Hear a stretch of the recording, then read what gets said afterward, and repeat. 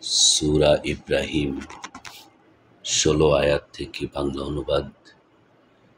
বিসমিল্লাহির রহমানির রহিম। তার পেছনে দোজখ রয়েছে, তাকে পুঁজ মিশানো পানি পান করানো হবে। ঢোক গিলে তা পান করবে এবং গলার ভিতরে প্রবেশ করতে পারবে না। প্রতি দিক থেকে তার কাছে মৃত্যু আগমন করবে এবং সে মরবে না। তার পাশ্চাত্যেও রয়েছে কঠোর আযাব।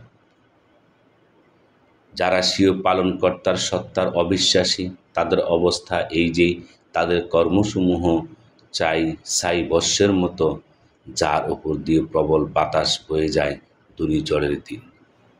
তাদের উপার্জনের কোনো অংশই তাদের কর্তৃগত হবে না।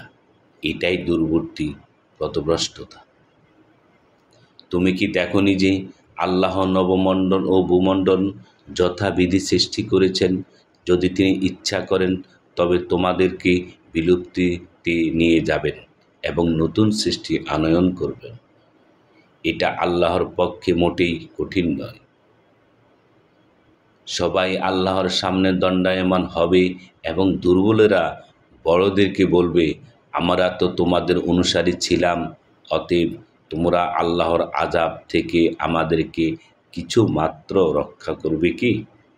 তারা বলবে, যদি আল্লাহ আমাদেরকে সৎপথ দেখাতেন তবে আমরা অবশ্যই তোমাদেরকে সৎপথ দেখাতাম। এখন তো আমাদের ধৈর্যচ্যুত হই কিংবা সবর করি, সবই আমাদের জন্য সমান, আমাদের রেহাই নেই।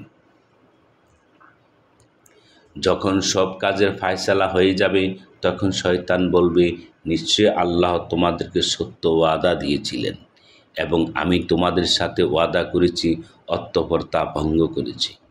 তোমাদের উপর তো আমার কোনো ক্ষমতা ছিল না, কিন্তু এতটুকু যে আমি তোমাদেরকে ডেকেছি, অতঃপর তোমরা আমার কথা মেনে নিয়েছ। অতএব তোমরা আমাকে ভৎসনা করো না এবং নিজেদেরকে ভৎসনা করো। আমি তোমাদের উদ্ধারে সাহায্যকারী নই এবং তোমরাও আমার উদ্ধারে সাহায্যকারী নও। ইতিপূর্বে তোমরা আমাকে যে আল্লাহর শরীক করেছিলে, আমি তা অস্বীকার করি। নিশ্চয়ই যারা জালেম, তাদের জন্য রয়েছে যন্ত্রণাদায়ক শাস্তি। এবং যারা বিশ্বাস স্থাপন করে এবং সৎ কাজ সম্পাদন করে, তাদেরকে এমন উদ্যানে প্রবেশ করানো হবে যার পদদেশ দিয়ে নির্ঝরিণীসমূহ প্রবাহিত হবে।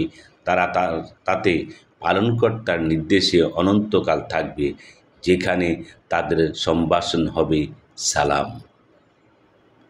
তুমি কি লক্ষ্য করো না আল্লাহ তাআলা কেমন উপমা বর্ণনা করেছেন? পবিত্র বাক্য হলো পবিত্র বৃক্ষের মতো, তার শিকড় মজবুত এবং শাখা আকাশে উত্থিত।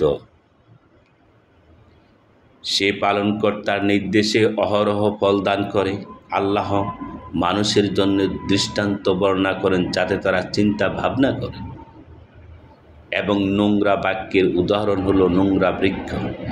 একে মাটির উপর থেকে উপড়ে নেওয়া হয়, এর কোনো স্থিতি নেই।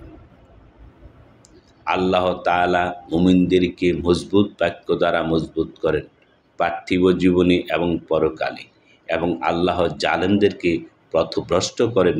আল্লাহ যা ইচ্ছা তা করেন। তুমি কি তাদেরকে দেখনি যারা আল্লাহর নেয়ামতকে কুপুরে পরিণত করেছে এবং স্বজাতিকে সম্মুখীন করেছে ধ্বংসের আলয়ে? দোজখের তারা তাতে প্রবেশ করবে, সেটা কতই না মন্দ আবাস। এবং তারা আল্লাহর জন্য সমকক্ষ স্থির করেছে, যাতে তার পথ থেকে বিচ্যুত করে দেয়। বলুন, মজা উপভোগ করে নাও, অতঃপর তোমাদেরকে অগ্নির দিকেই ফিরে যেতে হবে।